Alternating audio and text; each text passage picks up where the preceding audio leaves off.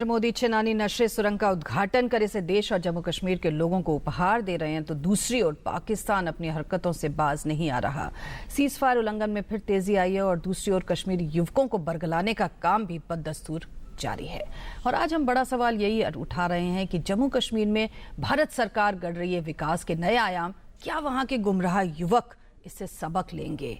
और आज इसी सवाल को और विस्तार में बात करने के लिए हमारे साथ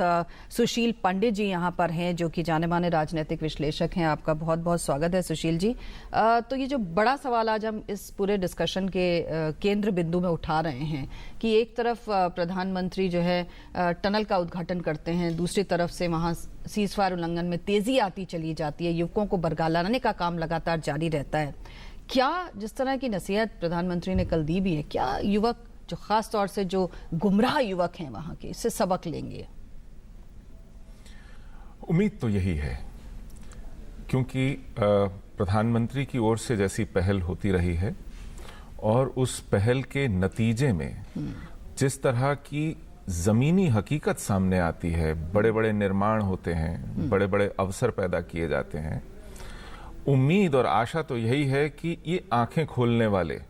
बनेंगे और इससे कहीं ना कहीं मन बदलने की कोशिश कामयाब होगी, सफल होगी। लेकिन वहाँ एक बहुत बड़ी चुनौती जमीन पर है और वो चुनौती ये है कि उधर एक खुला वातावरण मिला हुआ है अलगाववादियों को और जिहादियों को, जिन्होंने इस वातावरण का लाभ लेते हुए अपनी पैठ बनाई है वहाँ के समूचे तंत्र में, वहाँ की सिविल सोसाइटी में, वहाँ की मीडिया में, वहाँ के शिक्षा संस्थानों में, वहाँ की व्यवस्था में, राजनीतिक व्यवस्था में। और इसके चलते उनके दुष्प्रचार का एक बहुत बड़ा प्रभाव पड़ता है और इसके बाद कुछ ऐसी नीतियां हैं जो इस प्रभाव को कई गुना बढ़ा देती हैं। अब जैसे पिछले 2-2.5 साल में वहां पर एनकाउंटर्स में मरने वाले आतंकवादियों का, चाहे वो वहां के स्थानीय हों या पाकिस्तान से आए गुमनाम गुमशक्ल आतंकवादी हों, उनके शव दे दिए जाते हैं एक सार्वजनिक मातम पुरसी के लिए, ये सोचकर कि इससे शायद कहीं मलहम लगाने वाली एक पहल को थोड़ा बल मिलेगा और लोगों को मातम पुरसी से शायद उनका गुस्सा कम होगा जी। इसका बड़ा उल्टा प्रभाव पड़ा है। जब वहां बड़ी बड़ी भीड़ इकट्ठी होती है, कर्फ्यू तोड़ा जाता है और इसको वहां के 14-15 साल के नवयुवक देखते हैं, तो उनके मस्तिष्क पर एक ऐसा प्रभाव पड़ता है कि मानो हीरो एक हेलो बनाने का, अपने सर के पीछे एक आभा मंडल बनाने का, खुद को एक नायक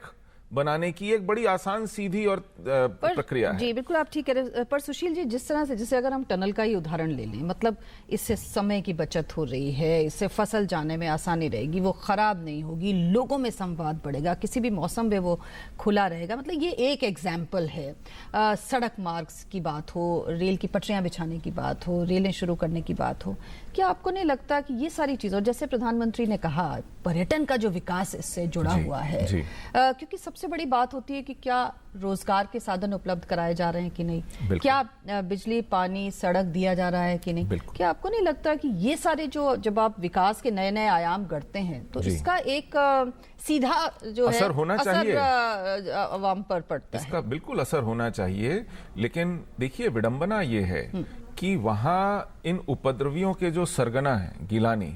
उन्होंने सार्वजनिक बयान दिया कि आप हमारी सड़कें चाहे सोने की पाट दें, लेकिन हम अपना दुराग्रह नहीं छोड़ेंगे। तो जब ऐसी मानसिकता हो, कुत्सित और विकृत मानसिकता हो, जो भारत के प्रति अलगाव और वितृष्णा, घृणा से भरी हुई हो और उसमें हिंसा ही हिंसा हो, तो ऐसी स्थिति में आप क्या कीजिएगा? जब तक कि आप सख्ती से अपने कानूनों का पालन नहीं करवाएं, जब तक कि आप किसी भी तरह की ढील से परहेज करें, तब तक ऐसे बरगलाए हुए युवक जिनके हाथ में बंदूक है, वो चाहे संख्या में भी कम हो, लेकिन उनकी मजबूरी के आगे हर कोई लाचार हो जाता है और फिर उस लाचारी में आपको सिर्फ आंख खोल करके देखने और हताश होकर के, निराश होकर के देखने के अलावा कोई चारा नहीं रहता। पर सुशील जी, अगर हम पीओके की बात करें या बलूचिस्तान की भी बात कर लें, मतलब जिस तरह के वहाँ हालात हैं, जिस तरह से मानवाधिकारों का उल्लंघन हो रहा है, जिस तरह से लोग सड़क, बिजली, पानी के लिए तरस रहे हैं, महिलाओं के साथ जो दुर्व्यवहार हो रहा है, क्या आपको नहीं लगता कि ये जो एक जक्सटापोजिशन है, इसको कहीं उजागर करने की और सामने रखने की जरूरत है? बिल्कुल, और इसी कारण वो फायरिंग करते हैं और यहां पर उपद्रवियों को उकसाते हैं, क्योंकि जब जब इतने भव्य निर्माण होते हैं, इतने बड़े प्रोजेक्ट्स होते हैं, इतनी बड़ी तादाद में अवसर पैदा किए जाते हैं, पैसा खर्च किया जाता है, तो उस क्षेत्र की, कश्मीर के उस क्षेत्र की जो पाकिस्तान के अवैध कब्जे में है, वहां पर फटेहाल शिक्षा, वहां की बुरी हाल स्वास्थ्य व्यवस्था, वहां पर आजादी की कमी, उसका न होना, ये सब एक बहुत बड़े कॉन्ट्रास्ट के रूप में उभरता है। और उससे फिर पता चलता है कि भारत ने अपने इलाके में किस तरह का विकास किया है और किस तरह नागरिकों, और इसलिए वो इन मुद्दों से भटकाने के लिए फिर और नए तरह के मुद्दे गढ़ लेते हैं और फिर उससे उकसा करके हिंसा को बढ़ाने की कोशिश होती है। क्योंकि हमने देखा है कि जब जब इस तरह के विकास के काम होते हैं और ऐसी सौगातें दी जाती हैं, पेश की जाती हैं जनता, उस वक्त सीज फायर सबसे ज्यादा किए जाते हैं, उस वक्त आतंकी कार्रवाइयां सबसे ज्यादा की क्योंकि जाती हैं। तब उनकी व्यवस्था का सबसे विकृत चेहरा सामने आता है, तब कॉन्ट्रास्ट जो है वो चॉक एंड चीज में बदल जाता है, और इस वक्त तब ये तिल मिलाते हैं और फिर अंधाधुंध उन हमले करते हैं, हत्याएं करते हैं और आम